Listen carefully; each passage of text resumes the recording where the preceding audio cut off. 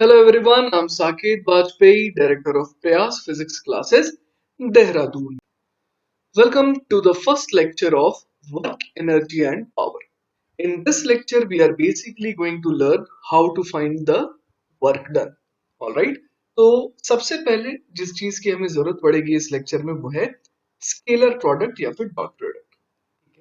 तो मैं आपका छोटा सा रिवीजन करा देता हूँ। मान लीजिए दो वेक्टर्स थे ए वेक्टर और बी वेक्टर, तो हम लोग A vector dot B vector को डिफाइन कर देते हैं as A B cos theta, where A and B were the magnitudes of A vector and B vector respectively. और थीटा क्या होता था? थीटा उन दोनों वेक्टर्स के बीच का एंगल होता था। ऑलराइट, तो इस डॉट प्रोडक्ट को समझने का एक और बड़ा आसान तरीका है। जैसे कि हम लोग जानते हैं ए वेक्टर डॉट बी वेक्टर क्या हो जाता है? ए इंटू बी कॉस थीटा। इसको और क्या लिख सकते हैं? A cos theta into B. अब देखिए दोनों में फर्क क्या है। बेसिकली ये हो गया पहला वाला टर्म ए इंटू बी कॉस थीटा। अब बी कॉस थीटा क्या हो गया? बी कॉस थीटा हो गया component of B along A. और इसी तरीके से इसको और क्या बोल सकते हैं? A cos theta into B, मतलब component of A along B, है ना। मल्टीप्लाइड बाय से किसे करना है? जिसका कंपोनेंट ले रहे हैं उसको दूसरे वेक्टर के मैग्नीट्यूड के साथ, है ना। जैसे कि यहाँ पर ए डॉट बी क्या हो जाएगा? ए इंटू बी का कंपोनेंट अलोंग ए, और यहाँ पर क्या हो जाएगा? ए का component along B into B. फिर ये बात। तो एक और चीज आपको ये ध्यान रखनी चाहिए कि ये जो ए डॉट बी है इसका नाम स्केलर प्रोडक्ट इसलिए होता है क्योंकि जो ए डॉट बी की वैल्यू आती है वो आती है एक स्केलर। एक दूसरे टाइप का भी प्रोडक्ट होता है जिसको हम लोग कहते हैं क्रॉस प्रोडक्ट। उसका इस्तेमाल हम लोग रोटेशन में करेंगे जब टॉर्क बढ़ेंगे। चलिए, तो अब सबसे पहले बात करते हैं काइनेटिक एनर्जी की। बेसिकली काइनेटिक एनर्जी क्या है? Qualitatively the energy of the moving particle over and above it's energy at rest is defined by. अब देखिए क्या होता है कि मान लीजिए कोई ऑब्जेक्ट है ना, कोई ब्लॉक है मान लीजिए। अब वो जो है अगर रेस्ट पर है तो हम लोग कहेंगे कि उसकी काइनेटिक एनर्जी जीरो है।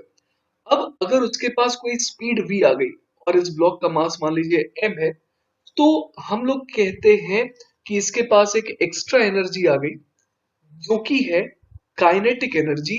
इसीलिए यहाँ लिखा है over and above it's energy at rest, है ना। तो उससे हम लोग कहते हैं काइनेटिक एनर्जी का फॉर्मूला हो गया हाफ एम बी स्क्वायर। और ये कैसे आया? Half into M into V vector dot B vector करके, ठीक है। और इसी को हम लोग कहते हैं kinetic energy of the particle. अब यहां पर मान लीजिए कि एक ऑब्जेक्ट या एक पार्टिकल के लिए तो हम लोगों ने समझ लिया कि काइनेटिक एनर्जी को किस तरीके से डिफाइन किया गया है। लेकिन मान लीजिए कि हमारे पास एक सिस्टम ऑफ पार्टिकल्स हो, मतलब ढेर सारे पार्टिकल्स हो, और उस सिस्टम का अपने को निकालना है कि काइनेटिक एनर्जी कितना होगा।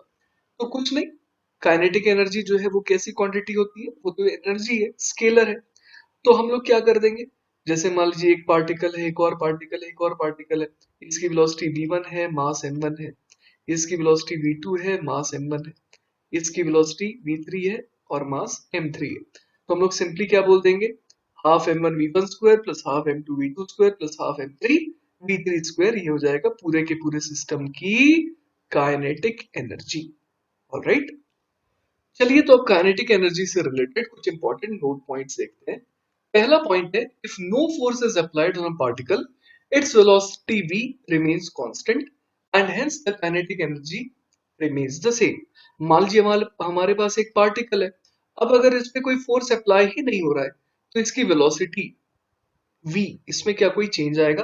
अच्छा, जब भी यहाँ पर वेलोसिटी v लिखा रहा है मतलब v के ऊपर कोई वेक्टर नहीं है, इसका मतलब ये क्या कहना चाह रहा है? ये स्पीड ही कहना चाह रहा है। तो its velocity v remains constant and hence kinetic energy remains the same। मतलब कि कोई फोर्स नहीं लगेगा तो वेलोसिटी में कोई भी चेंज नहीं आएगा। वेलोसिटी में चेंज नहीं आएगा तो काइनेटिक एनर्जी में कोई चेंज कैसे आएगा? दूसरा पॉइंट देखते हैं, if the resultant force acting on a particle is perpendicular to its velocity the speed of the particle does not change and hence the kinetic energy does not change। देखिए ये बहुत ही अच्छा point है, इसको अच्छे से समझते हैं। चलिए मैं आपको ये एक केस याद दिलाता हूं। जैसे कि मान लीजिए एक टेबल है, टेबल पे एक पॉइंट है और जिसके अबाउट हमने एक रस्सी बांध रखी है और रस्सी का दूसरा सिरा जो है एक बॉल से कनेक्टेड है। और मान लीजिए बॉल को हमने स्पीड दी v। और इस समय मान लीजिए कि स्ट्रिंग में जो टेंशन आया वो बिल्डअप हो गया mv² बाय आर के बराबर, जहां पर आर क्या है, रेडियस। तो आप समझ पा रहे होंगे कि अगर इस रस्सी में ये टेंशन हमेशा रहे तो क्या होगा। तो ये होगा कि ये जो पार्टिकल है ये सिर्फ और सिर्फ कैसा मोशन करेगा, ये मोशन करेगा इस तरीके से टेबल पर, सर्कुलर मोशन, राइट। और इसकी वेलोसिटी वेक्टर जो है वो तो चेंज होगी क्योंकि डायरेक्शन चेंज हो रही है लगातार, लेकिन इसकी स्पीड में क्या कोई फर्क आएगा, नहीं आएगा, क्योंकि ये जो टेंशन है वो किस डायरेक्शन में एक्ट कर रहा है, हर समय ये एक्ट कर रहा है किस डायरेक्शन में, रेडियल डायरेक्शन में। और जो ऑब्जेक्ट है वो हर समय ट्रैवल कर रहा है किस डायरेक्शन में, टेंजेंशियल डायरेक्शन में। तो हर एक मोमेंट पर हम लोग देख रहे हैं कि वेलोसिटी वेक्टर और फोर्स वेक्टर के बीच में एंगल कितना है, 90 डिग्री। तो वही यहाँ पर लिखा है कि the resultant force acting on a particle is perpendicular to its velocity. Force तो लग रहा है, फोर्स जीरो नहीं है, लेकिन वो कैसा है, वो हमेशा वेलोसिटी के परपेंडिकुलर है, तो इसलिए वो स्पीड को चेंज नहीं कर पा रहा है। और ऐसा ही तो केस हम लोगों ने देखा था कब, यूनिफॉर्म सर्कुलर मोशन में। तो आपको बड़े आराम से अब याद आ रहा होगा कि हमने एक और टॉपिक पढ़ा था जिसका नाम था नॉन यूनिफॉर्म सर्कुलर मोशन। उसमें क्या पढ़ा था हमने कि apart from centripetal force, force which is acting towards the center, there was a requirement of another force which was acting along the tangent। tangential force के कारण क्या होता है, पार्टिकल की स्पीड में चेंज आता है। सेंट्रिपिटल फोर्स की वजह से क्या होता है, पार्टिकल की सिर्फ डायरेक्शन चेंज होती है, और टेंजेंशियल कंपोनेंट के कारण क्या होता है, स्पीड में चेंज आता है ना। तो हमारे को ये समझ में आ रहा है कि मान लीजिए कि कोई पार्टिकल है, उसके पास वेलोसिटी इस डायरेक्शन में है ना, अनलेस एंड अनटिल उस पर कुछ ऐसा फोर्स एक्ट करे जिसका एक कंपोनेंट एटलीस्ट, है ना। जैसे कि यहाँ पर आप देख पा रहे हैं, मैंने जो दूसरा एग्जांपल लिया है, वेलोसिटी इस डायरेक्शन में, फोर्स इस डायरेक्शन में। तो यहाँ पर आपको याद होगा हम लोग फोर्स को दो कंपोनेंट में ब्रेक कर सकते हैं। एक तो हो जाएगा किस डायरेक्शन में, अलोंग द वेलोसिटी, इसको हम लोग नाम दे देते हैं एफ टेंजेंशियल। और दूसरा कंपोनेंट हो जाता है कौन सा, दूसरा कंपोनेंट कहलाता है परपेंडिकुलर टू द वेलोसिटी, जो एक्ट करता है वो कहलाता है एफ सेंट्रिपिटल, राइट। तो एफ टैंजेंशियल जो है वही जिम्मेदार होता है स्पीड को बढ़ाने में।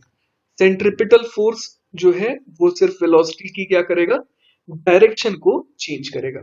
ऑल राइट, तो वही चीज देखिए नीचे लिखा हुआ है, हम लोग देख पा रहे हैं कि kinetic energy changes only when the speed changes, and that happens only when the resultant force has a tangential component.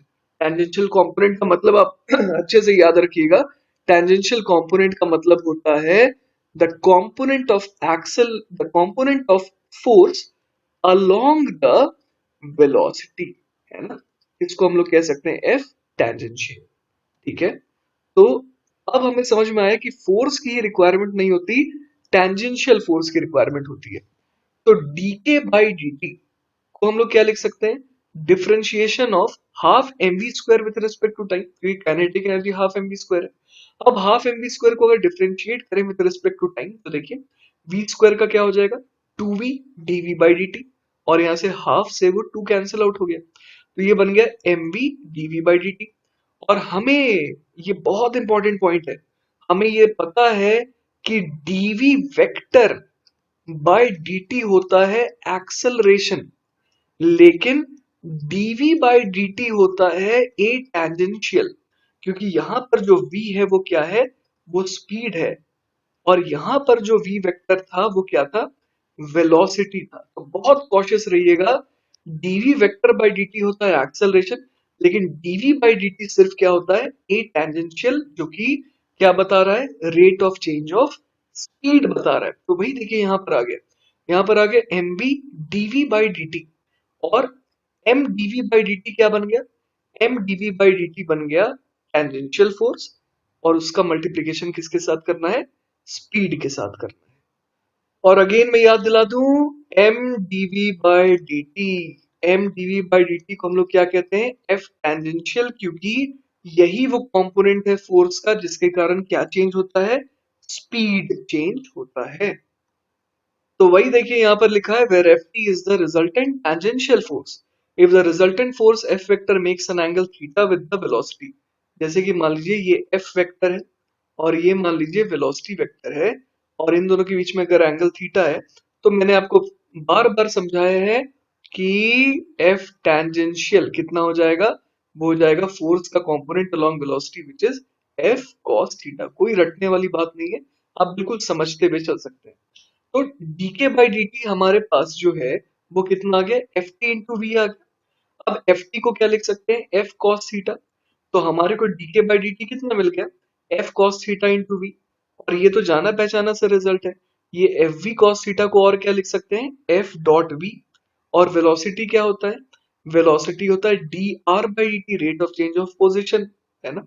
तो ये क्या बन गया, F dot D R by D T. तो हमें समझ में आ गया कि dk by D T is F dot D R by D T. तो वहां से क्या आ गया, वहां से आ गया dk बराबर F dot D R. This is very very important. All right, तो चलिए आगे बढ़ते हैं। चलिए तो आगे बढ़ते हैं और हमारा नया टॉपिक है work and work energy theorem. तो अब हम लोग वर्क डन देखते हैं कि क्या होता है। सबसे पहले the quantity F vector dot D R vector, जिसकी वैल्यू क्या आ जाएगी, force into D are into cos theta. This is called the work done by the force F vector on the particle during the small displacement D R, है ना। तो अगर मान लीजिए किसी ऑब्जेक्ट पर फोर्स लग रहा है कितना, एफ वेक्टर, और उसका डिस्प्लेसमेंट कितना हो रहा है, डी आर वेक्टर। तो अगर मुझे work done by that force निकालना है तो मैं क्या बोलूंगा, F D R cos theta. Alright, तो इस तरीके से वर्क डन को डिफाइन किया गया है। तो अगर मुझे एक छोटा सा वर्क डन मिल गया तो मैं क्या कर सकता हूँ, उसको इंटीग्रेट करके फाइनाइट डिस्प्लेसमेंट के लिए भी वर्क डन निकाल सकता हूँ। तो वही यहाँ पर लिखा है, the work done on the particle by a force F vector acting on it during a finite displacement is obtained by W is equal to integration of F dot D R, जो कि क्या बन जाएगा, integration of F cos theta into D R, where the integration is to be performed along the path of the particle, है ना। ये जो लिखा है the integration is to be performed along the path of the particle, इसका मतलब ये हुआ कि पूरा का पूरा जो रास्ता है ना, उसमें हमें छोटे छोटे डी आर पार्ट्स में डिवाइड करते जाना होगा इस रास्ते को। और हर छोटे छोटे पार्ट पर क्या वो वर्क डन निकालना होगा और किस तरीके से हमें आगे बढ़ना होगा, इंटीग्रेशन करना होगा, एंटायर पाथ हमारा कवर हो जाए। इस तरीके से हमें पूरे के पूरे छोटे छोटे छोटे छोटे टुकड़ों पर F dot D R, F dot D R लगाते जाना पड़ेगा। ऑल राइट, चलिए आगे बढ़ते हैं। तो यहाँ पर देखिए क्या लिखा है, if F vector is the resultant force acting on the particle. मान लीजिए एफ वेक्टर कौन सा है, नेट फोर्स है ना। हो सकता है उस पार्टिकल पर बहुत सारे फोर्सेस एक्ट कर रहे हो, उन सब का समेशन को कहा जा रहा है एफ वेक्टर। तो वर्क डन बराबर कितना आ जाएगा, ऑब्वियस है integration of F dot D R. लेकिन अभी अभी आपको ध्यान होगा, मैंने आपको पढ़ाया था कि एफ डॉट डी आर और किसके बराबर आता है, वो आता है डीके के बराबर, मतलब small change in kinetic energy के बराबर। तो इसका मतलब ये हो गया कि इंटीग्रेशन ऑफ डीके में अगर हम लोग लिमिट भरते हैं ना, यहाँ पर के इनिशियल से कहां तक, के फाइनल, तो ये क्या बन जाएगा, ये बन जाएगा के फाइनल माइनस के इनिशियल। तो यहां से हमने क्या सीखा, हमने सीखा कि के फाइनल माइनस के इनिशियल विच इज डेल्टा के, वो किसके बराबर आ गया, work done by all the forces या फिर बाय द रिजल्टेंट फोर्स। तो वही यहां पर लिखा है, work done on a particle by the resultant force is equal to the change in its kinetic energy. This is called work energy theorem. ये बहुत ज्यादा इंपॉर्टेंट है ना, इसे आप हमेशा ध्यान में रखिएगा। अब आगे बढ़ते हैं। अब हम लोग ये देख पा रहे हैं कि let F1 vector, F2 vector, F3 vector and so on be the individual forces acting on a particle, है ना। तो हम लोग जानते हैं कि इन सारे फोर्सेस का जो समेशन है वो क्या कहलाएगा, F वेक्टर, जो कि हमने अभी भी पढ़ा। तो and the work done by the resultant force on the particle is, वो कितना लिखा हम लोगों ने, W is equal to integration of F dot D r. अब अगर F में मैं इन सारी वैल्यूज को भर दूं, है ना, तो ये क्या बन जाएगा, F1 vector plus F2 vector and so on. अब अगर मैं इसे ओपन कर दूं तो क्या बन जाएगा, सारे इंडिपेंडेंटली यहाँ पर देखेंगे, integration of F1 vector dot dr plus integration of F2 vector dot dr and so on. तो इसका मतलब हर एक जो छोटा सा टर्म है वो क्या बता रहा है? वो बता रहा है कि F1 ने कितना ओवरऑल वर्क डन किया, F2 ने कितना वर्क डन किया, F3 ने कितना वर्क डन किया एंड सो ऑन। तो हम लोगों ने क्या सीखा? हमने सीखा कि the sum of the work done by all the forces, है ना, acting on the particle is equal to change in its kinetic energy. मतलब अगर F1 का वर्क डन निकाले, F2 का निकाले, F3 का निकाले और सबको ऐड कर दे, तो वो फिर से किसके बराबर आ जाएगा? Change in kinetic energy. Clear है ये बात? और अगर हम लोग वर्क की बात कर ही रहे हैं, तो एक बार ये देख लेते हैं कि यूनिट ऑफ वर्क क्या होती है। यूनिट ऑफ वर्क को हम लोग कहते हैं जूल, और जूल बेसिकली क्या हो जाएगा? फोर्स इनटू डिस्प्लेसमेंट किया गया है ना, बेसिकली तो यही किया गया। तो फोर्स की एसआई यूनिट हो जाएगी न्यूटन, और डिस्प्लेसमेंट की एसआई यूनिट हो जाएगी मीटर। तो बेसिकली जूल क्या है? एक तरीके से न्यूटन मीटर है। अब इसकी अलग अलग यूनिट में अलग अलग नाम भी होते हैं, जैसे सीजीएस यूनिट में हम लोग फोर्स की यूनिट को कहते हैं डाइन, और ये जो लेंथ है उसकी यूनिट हो जाती है सेंटीमीटर। तो डाइन सेंटीमीटर कहलाता है अर्ज, है ना, ERG। और 1 जूल की वैल्यू कितनी होती है? ये होती है 10⁷ टाइम्स अर्थ। ऑलराइट, तो कुछ बड़ी मजेदार चीज अपने को समझ में आई है। अपने को ये समझ में आई है कि अगर फोर्स लगा रहा है, जैसे कि ये जो कैदी है, ये इस दीवार को तोड़ करके भागना चाह रहा है, और बड़ी मेहनत से ये दीवार को धक्का लगा रहा है, काफी एनर्जी भी इसकी खर्च हो रही है, लेकिन फिर भी क्या ये दीवार खिसक रही है? नहीं, ये दीवार खिसकेगी नहीं। तो हुआ क्या? इसने जो भी फोर्स लगाया उसके कारण कोई भी डिस्प्लेसमेंट नहीं हुआ। तो ऑल्दो इसने काफी एनर्जी खर्च करी, ये थक गया, लेकिन हम लोग क्या कहेंगे कि work done by the person is equal to zero. Clear है? तो फिजिक्स की भाषा में वर्क तभी होगा जब लगाए हुए फोर्स के कारण डिस्प्लेसमेंट आए, और वो भी डिस्प्लेसमेंट किस डायरेक्शन में नहीं होना चाहिए? The displacement should not be in the direction perpendicular to the force, क्योंकि उस केस में भी क्या हो जाएगा? फोर्स डॉट डिस्प्लेसमेंट अगर करेंगे तो वो जीरो हो जाएगा। क्लियर है? तो फिजिक्स की भाषा में वर्क थोड़ा डिफरेंट है। चलिए, तो हम लोगों ने वर्क के बारे में पढ़ लिया है। अब बात करते हैं रेट ऑफ डूइंग वर्क के बारे में। रेट ऑफ डूइंग वर्क को कहते हैं पावर। ये लिखा है, the rate of doing work is called the power delivered. The work done by a force F vector in a small displacement dr vector को क्या होता है value? dw equal to F dot dr। तो अब अगर मुझे rate of doing work निकालना है ना, तो वही दिखा रहा है कि the power delivered by the force is, power क्या हो जाएगा? dw by dt। तो वो कितना हो जाएगा इस इक्वेशन में अगर देखें तो? F dot dr by dt। और dr वेक्टर बाई dt क्या कहलाता है? वेलोसिटी। तो ये क्या बन गया? F dot velocity. राइट? तो पावर का फॉर्मूला अपने पास क्या आ गया? F dot v. और F डॉट वी का एक और फॉर्मेट हम लोग जानते हैं। F डॉट वी क्या होता है? F into v into cos theta. तो बेसिकली क्या हो गया? F tangential into. क्लियर है? तो पावर में भी हम लोग देख रहे हैं कि टेंजेंशियल फोर्स का होना बहुत जरूरी है। क्लियर है? अच्छा, ये जो dw बाई dt है, ये कहलाता है इंस्टेंटेनियस पावर या फिर सिंपली पावर। कभी कभी आपसे एवरेज पावर भी पूछता है ना, एवरेज पावर। तो एवरेज पावर हो जाएगा total work done upon total time taken. Clear है?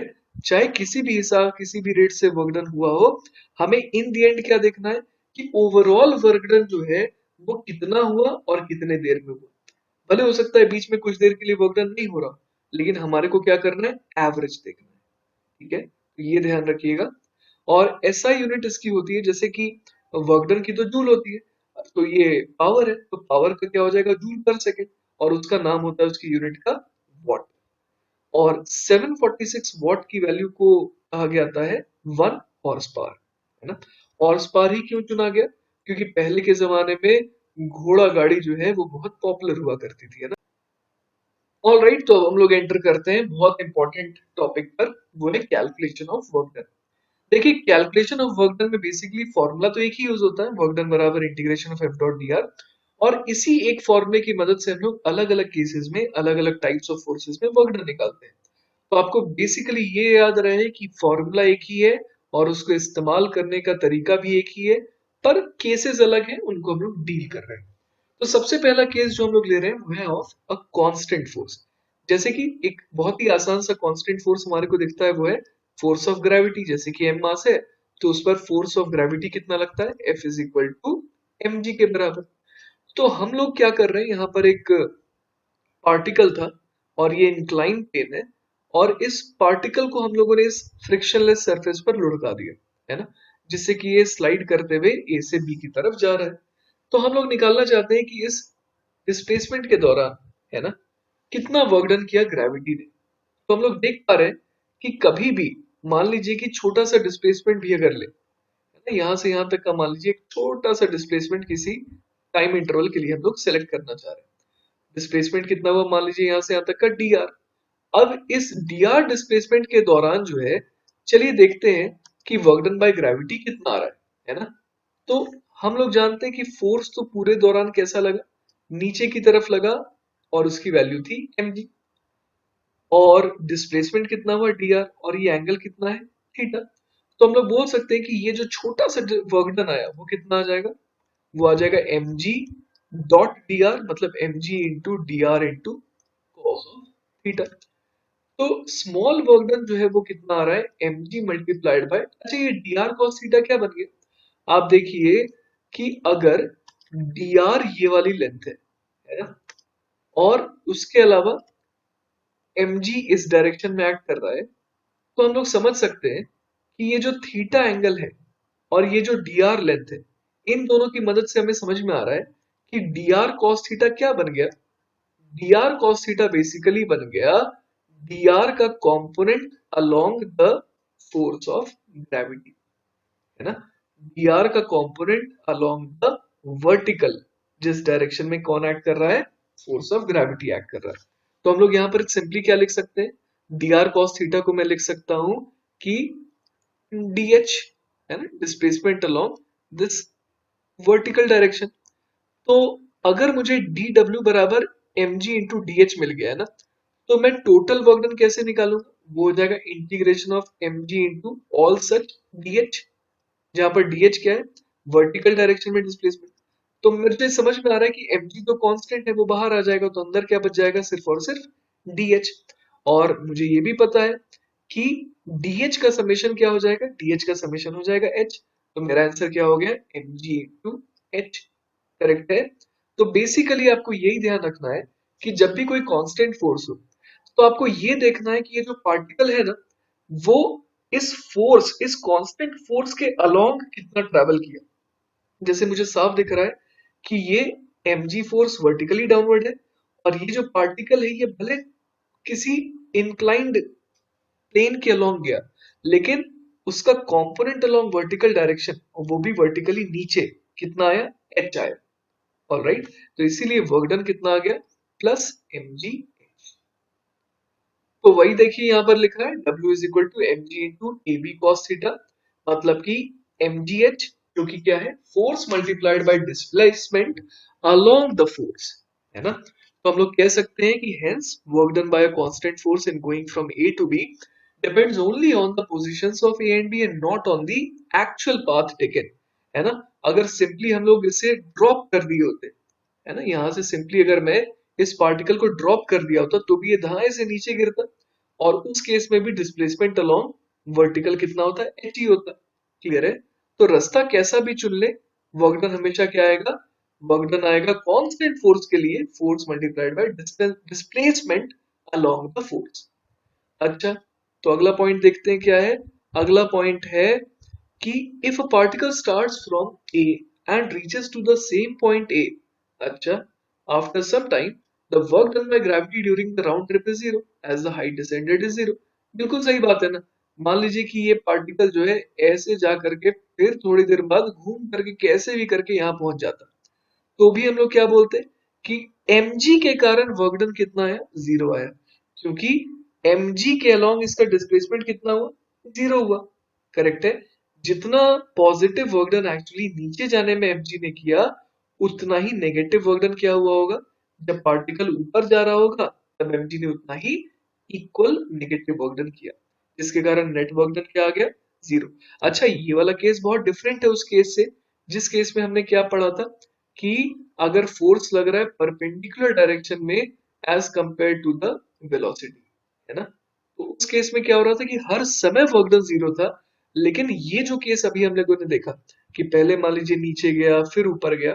तो इस केस में फर्क क्या है कि हर समय वर्क डन जीरो नहीं हो रहा है, लेकिन नेट वर्क डन जीरो हो रहा है। कभी वर्क डन पॉजिटिव तो कभी वर्क डन जीरो तो कभी वर्क डन नेगेटिव। राइट। चलिए अब मैं आपको थोड़ी फील दिलाता हूँ वर्क डन की, है ना। बेसिकली वर्क डन जो है वो क्या होता है, जैसे मान लीजिए मैंने एक बॉल को ना, जिसका मास m है, इसको ऊपर फेंका। तो एक हाइट पर जाकर के, जैसे मान लीजिए एट ये h हाइट पर पहुंच करके क्या हो जाता है, रुक जाता है, ठीक है। तो हम लोग ये कह सकते हैं कि इसके ऊपर mg ने कितना वर्क डन किया इस पूरे अपवर्ड जर्नी के दौरान। पूरे टाइम फोर्स लगा नीचे और डिस्प्लेसमेंट ओवरऑल हुआ h ऊपर की तरफ। तो हम लोग कह सकते हैं work done in the first part, है ना, ये मेरा पहला पार्ट है और ये मेरा दूसरा पार्ट रहेगा जिसके बारे में मैं बाद में जिक्र करूंगा। तो पहले पार्ट में जो है वर्क डन कितना आ रहा है, वर्क डन आ रहा है mg into H into cos of 180 degree, क्योंकि mg और डिस्प्लेसमेंट के बीच में कितना एंगल है, 180 डिग्री। तो पहले केस का वर्क डन कितना आ गया, वर्क डन आ गया minus m g h. Clear है ये बात। तो वर्क डन नेगेटिव आने का मतलब क्या हुआ वो समझिए। वर्क डन जो होता है वो होता है चेंज इन काइनेटिक एनर्जी के बराबर। करेक्ट। तो इसका मतलब ये हुआ कि यहां पर हम लोग कह सकते हैं कि चेंज इन काइनेटिक एनर्जी कैसा है, नेगेटिव आया। मतलब कि काइनेटिक एनर्जी इसकी कम हो गई, है ना। तो आप ऐसे समझिए कि जो mg फोर्स है ना, उसने इस बॉल से एनर्जी को खींचा, बॉल से एनर्जी को निकाल दिया। कौन सी एनर्जी को निकाल दिया, काइनेटिक एनर्जी को। तो नेगेटिव वर्क डन का मतलब हुआ कि उसने सिस्टम से, इस बॉल से एनर्जी को क्या कर दिया, निकाल दिया। और वही आप दूसरा केस देखिए जिसमें क्या हो रहा है, इस एच हाइट पर पहुंच करके मान लीजिए बॉल अब फ्री फॉल कर रहा है, नीचे की तरफ गिर रहा है ना। ऐसा लग रहा है कि बॉल इस हाइट से ड्रॉप हुआ है। तो एच हाइट गिरने पर क्या होता है, वर्क डन बाय एमजी अगर निकाले तो mg इंटू एच आ जाएगा। क्लियर है। W2 हमारा mg इंटू एच आ जाएगा। तो इसका मतलब क्या हुआ कि शुरुआत में इसके पास काइनेटिक एनर्जी थी जीरो, है ना। और यहां पर काइनेटिक एनर्जी कितनी हो जाएगी, काइनेटिक एनर्जी हो जाएगी mgh, क्योंकि वर्क डन बराबर क्या होता है, चेंज इन काइनेटिक एनर्जी। तो पॉजिटिव वर्क डन करने का मतलब क्या हुआ, पॉजिटिव वर्क डन करने का मतलब हुआ कि इसने इस पार्टिकल को एक तरीके से क्या करी, एनर्जी प्रोवाइड करी।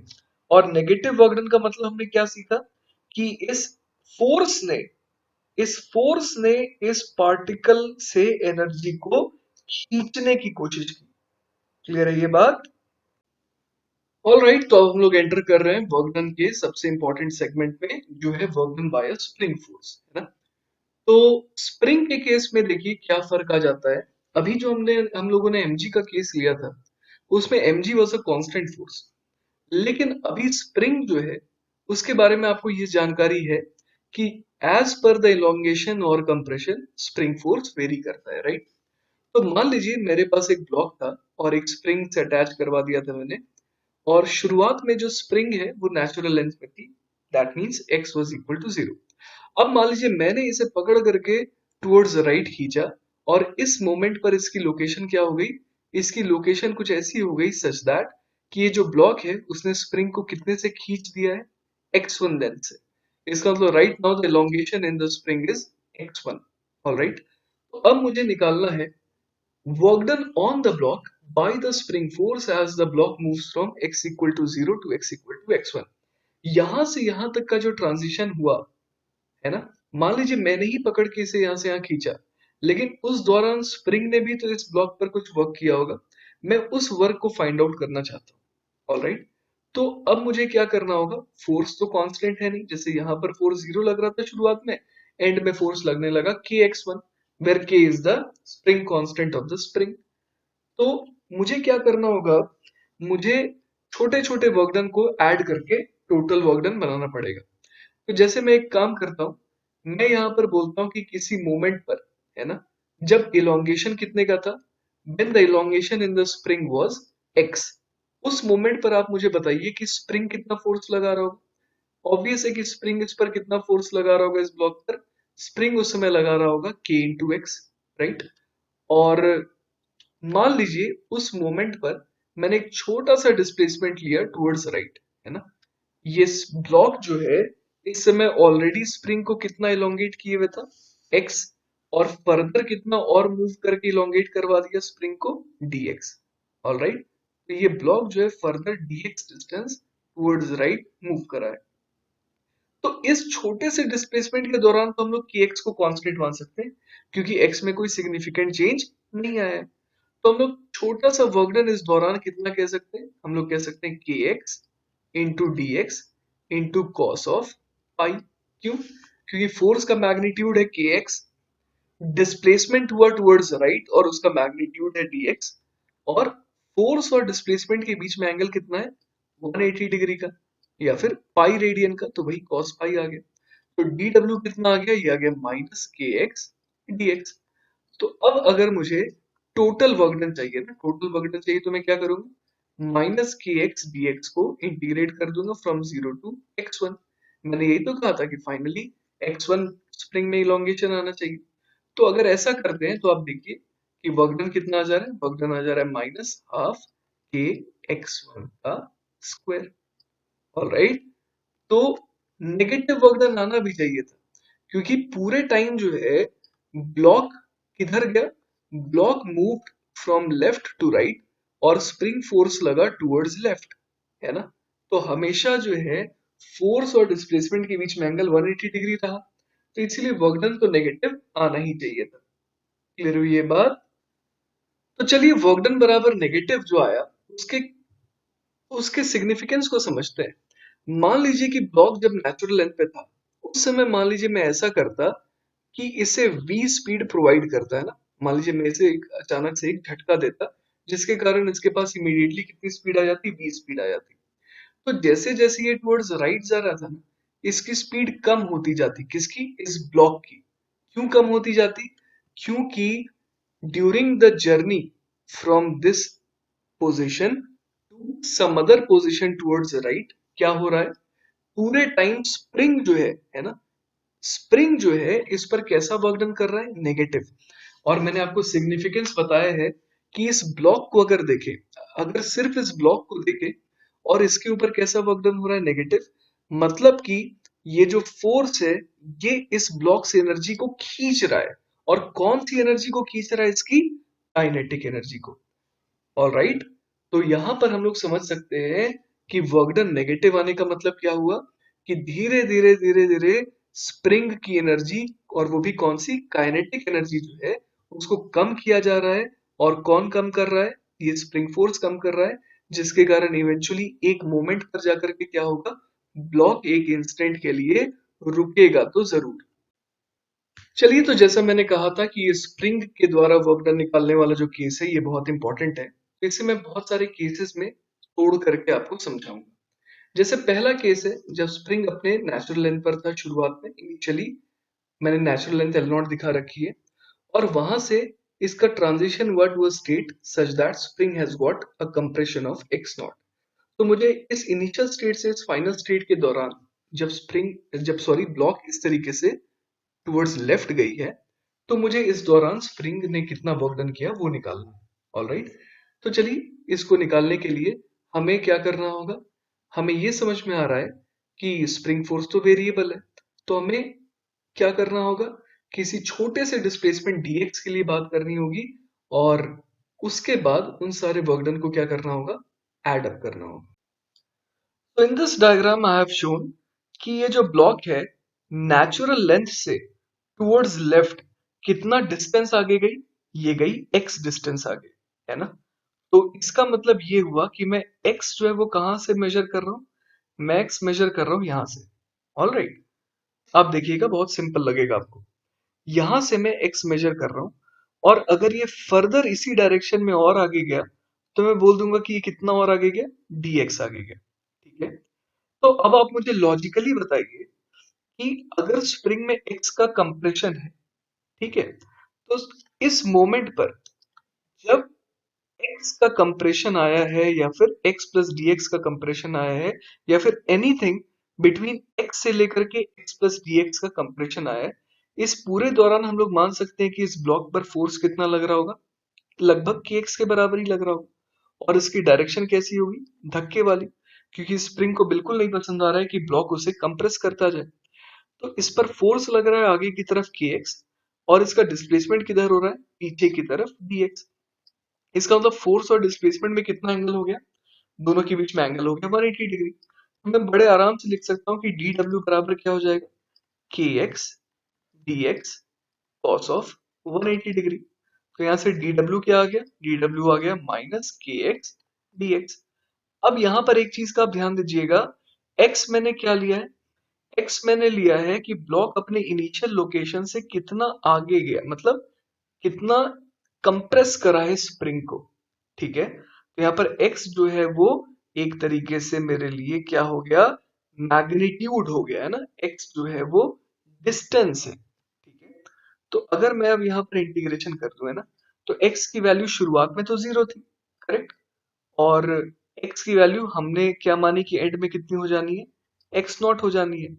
तो अपना वर्क डन टोटल कितना आ जाएगा, वर्क डन आप देख सकते हैं कि ये आ जा रहा है माइनस हाफ के एक्स नॉट का स्क्वायर। क्लियर है ये बात, और ये नेगेटिव में आना भी चाहिए था, इसलिए आना चाहिए था क्योंकि हम लोग देख पा रहे हैं कि जब, है ना, अगर हम लोग इस ब्लॉक को इस नेचुरल लेंथ वाली पोजीशन से ना, अगर मान लीजिए कुछ स्पीड देकर के छोड़ते तो क्या होता, जैसे जैसे ये स्प्रिंग को कंप्रेस करता जा रहा है वैसे वैसे उसकी स्पीड आप एक्सपेक्ट कर पा रहे होंगे कि क्या हो रही होगी, कम। तो इसका मतलब ब्लॉक की काइनेटिक एनर्जी क्यों कम हो रही है, क्योंकि स्प्रिंग इस पर कैसा वर्क डन कर रहा है, नेगेटिव वर्क डन कर रहा है। तो यही मैं आपको सिखाना चाह रहा था, ऑल राइट। और इसको सिखाने का मैंने बहुत बेसिक तरीका लिया है, जिसमें मैंने एक्स को चेंज इन लेंथ नहीं कहा, क्योंकि अगर मैं एक्स को चेंज इन लेंथ कहता तो वो नेगेटिव आता। मैंने इसीलिए एक्स को क्या लिया, मैंने एक्स को कहा कि चलिए ये ले लेते हैं कि distance between the initial location and the intermediate location. Alright, तो चलिए अब आगे बढ़ते हैं हम लोग केस 2 के लिए। चलिए, तो नेक्स्ट केस जो मैंने लिया है केस नंबर 2, उसमें स्प्रिंग शुरुआत में तो नेचुरल लेंथ पर है, लेकिन फाइनली क्या होगी, फाइनली जो है वो इलोंगेटेड स्टेट में आ गई, सच दैट कि उसमें जो नेट इलोंगेशन आया वो एक्स नॉट का आया है ना। तो यहाँ पर जब वो नेचुरल लेंथ पे थी, तो उसे मान लीजिए किसी ने अचानक से झटका दिया होगा सच दैट कि वो टुवर्ड्स राइट जाने लगी। तो अब मुझे इस दौरान वर्क डन निकालना है।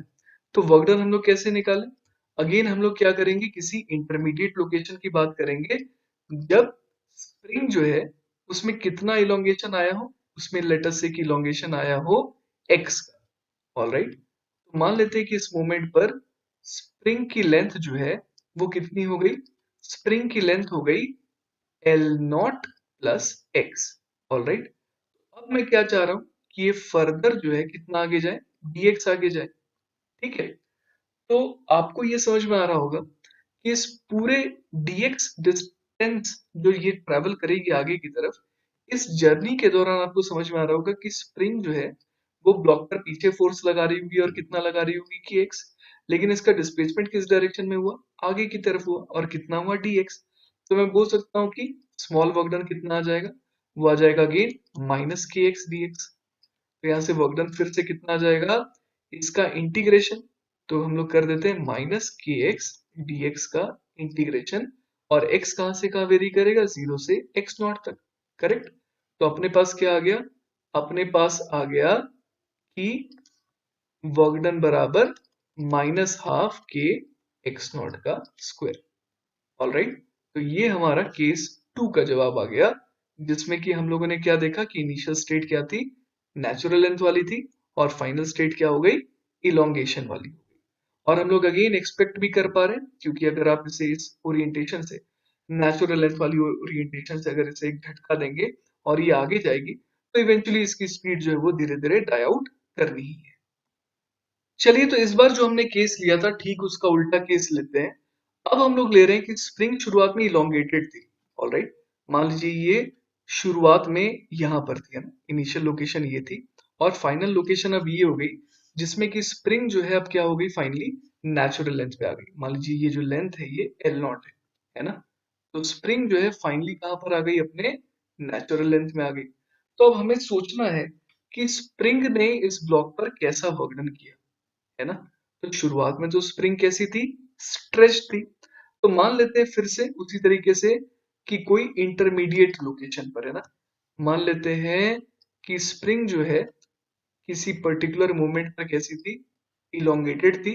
और कितना इलोंगेशन था उसमें, मान लेते हैं कि x का इलोंगेशन था, है ना, x डिस्टेंस से ये इलोंगेटेड थी।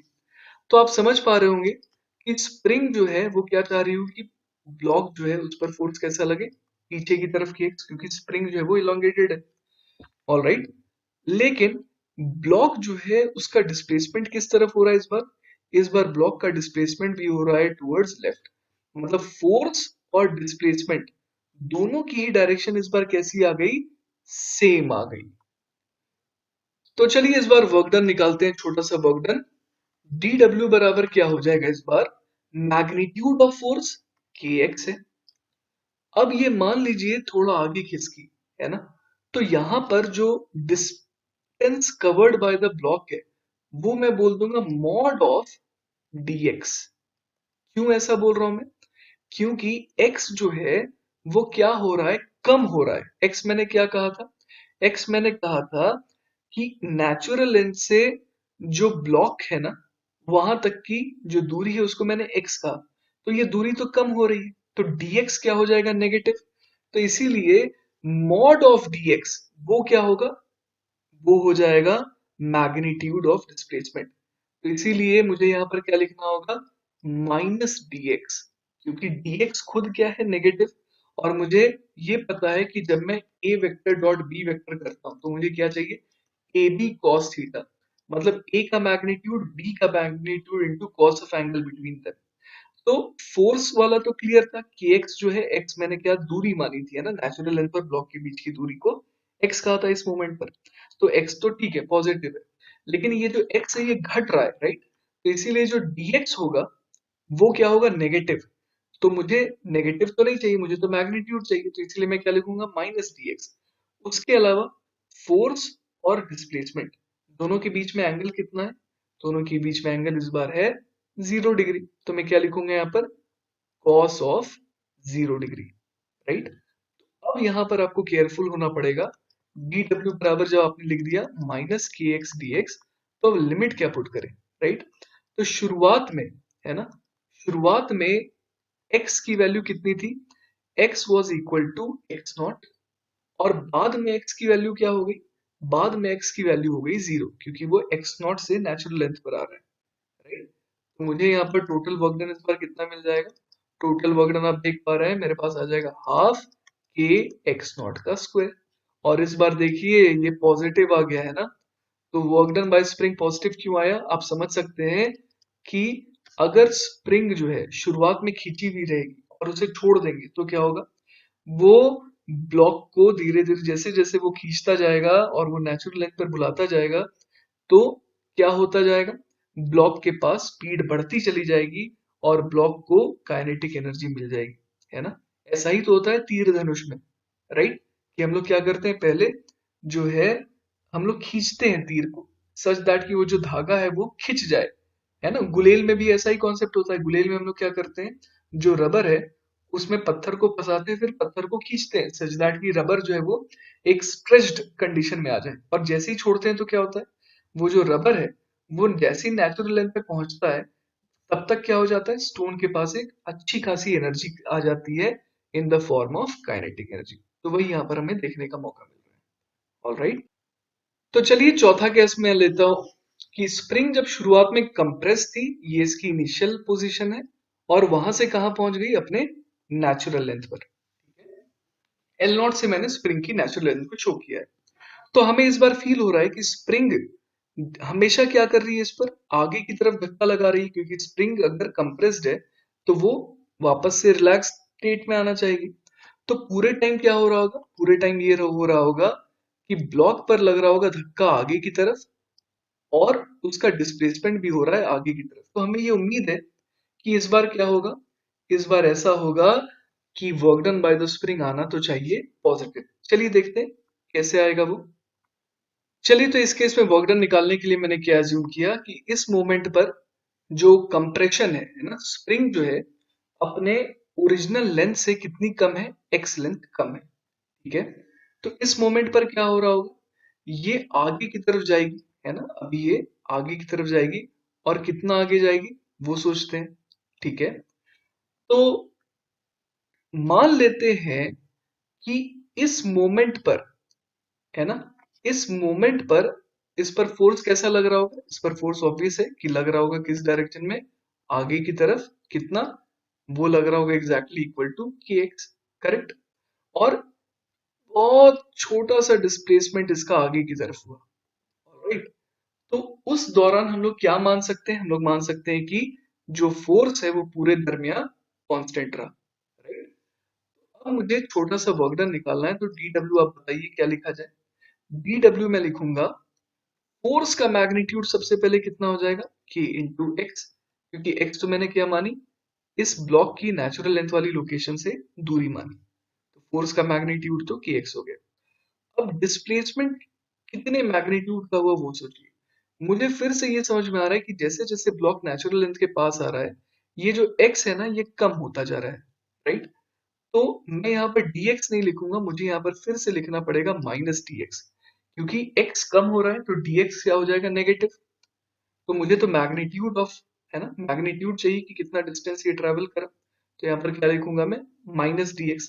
और फोर्स आगे की तरफ, डिस्प्लेसमेंट आगे की तरफ, तो दोनों के बीच में एंगल cos ऑफ 0 डिग्री लिखना पड़ेगा। क्लियर है यहाँ तक?